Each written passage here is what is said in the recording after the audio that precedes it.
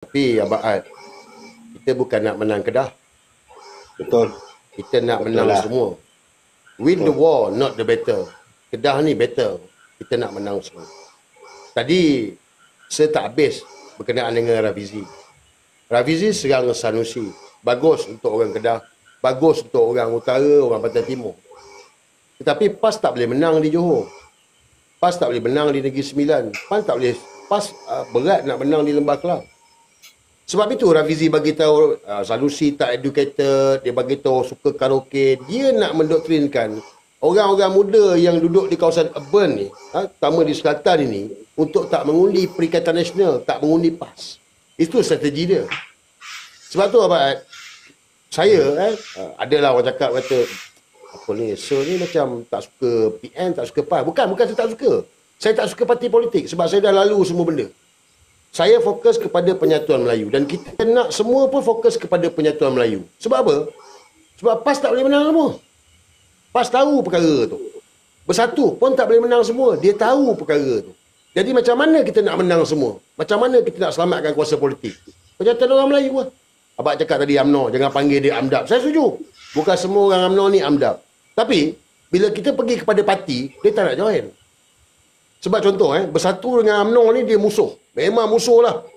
PAS adalah, tapi tak adalah teruk sangat dengan UMNO ni lepas kita berjaya dalam Muafakat Nasional. Tapi bila kita pergi kepada parti, mereka macam, tak nak lah. Alah lah. Dia punya elemen kebencian tu. Tapi kita bawa agenda Melayu, mereka nak bersama. Bila nak mengundi, kita terjemahkan dalam kotak undi. Jadi sebab tu, saya minta dengan semua sahabat-sahabat, kita fokus kepada penyatuan orang Melayu. Dan saya ingat lah, Tuan Guru Haji Hadi tak bercerita langsung pasal parti. Walaupun dia Presiden PAS, dia tak cakap pasal parti. Dia cakap pasal Melayu, Melayu, Melayu, Melayu. Dan tempoh hari statement terbaru, Melayu itu Islam. Tak ada petikai lah, tak ada dakwa-dawi dah. Itu menunjukkan bahawa kita kena gerak atas nama perpaduan bangsa ini melangkaui politik kepartian. Macam saya cakap tadi lah.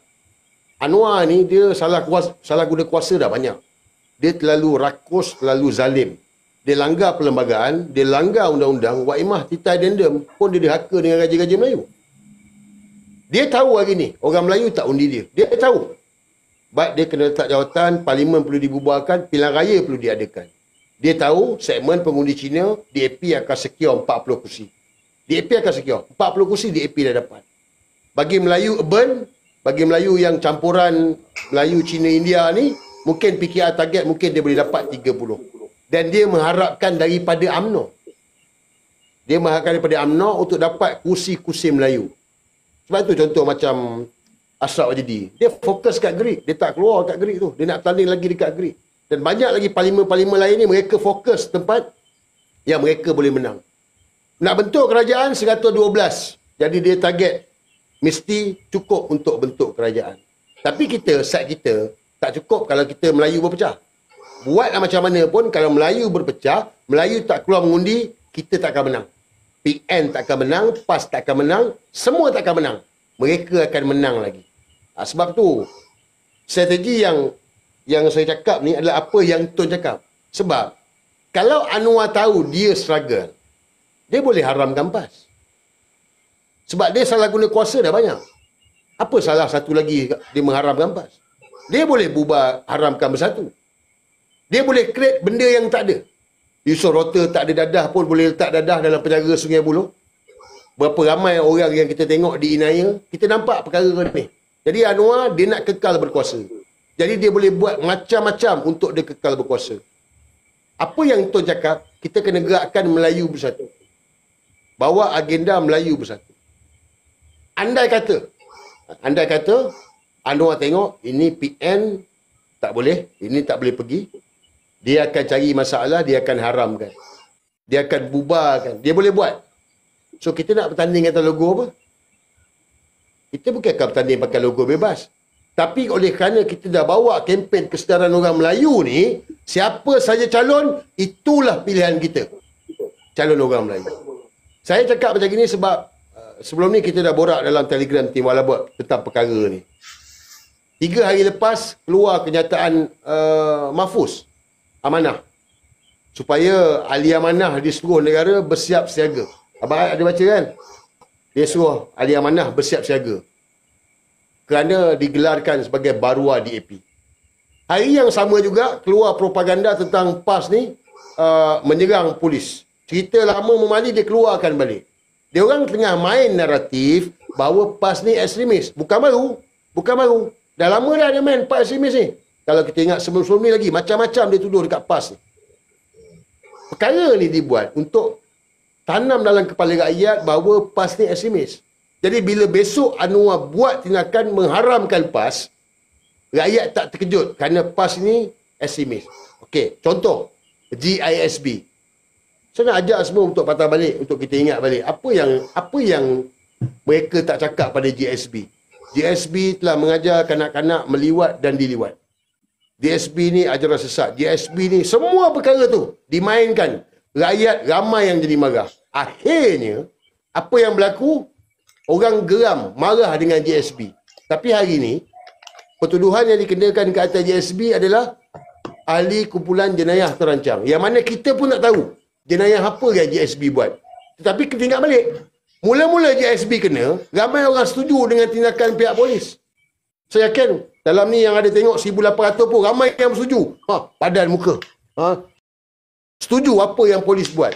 But hari ni tak ada pun. So mereka boleh buat perkara yang sama kepada PAS. Kenapa mereka tak buat pada Bersatu? Kenapa nak serang Bersatu? Sebab Bersatu memang dah rapuh. Bersatu rapuh itu kita kena akui. Bersatu rapuh.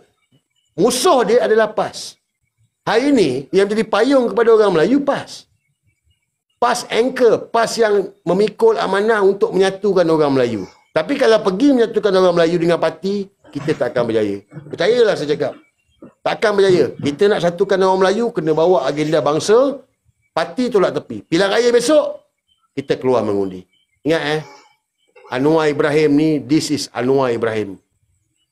1998, dia hilang jawatan timbalan Perdana Menteri, reformasi berlaku.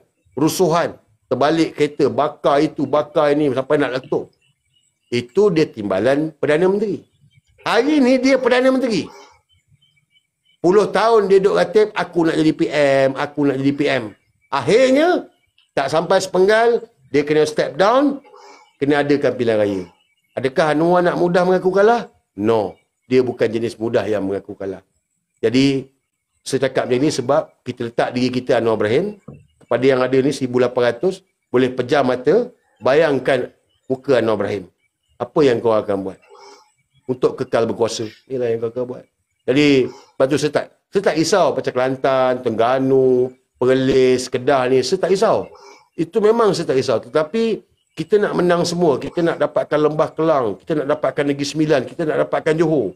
Supaya mereka sedar, ini bukan pasal perjuangan parti. Ini perjuangan tentang nak menyelamatkan tanah Melayu ni. Apatah lagi Johor sana, dia tak ada bangsa Johor. Tak ada dalam perlembagaan bangsa Johor.